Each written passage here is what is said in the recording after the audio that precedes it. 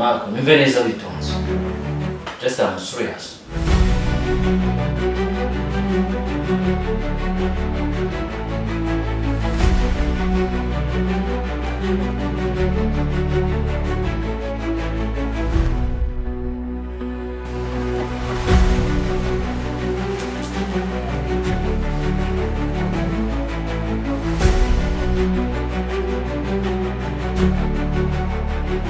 Ibi bintu tuzabikora mu buryo bwanjye.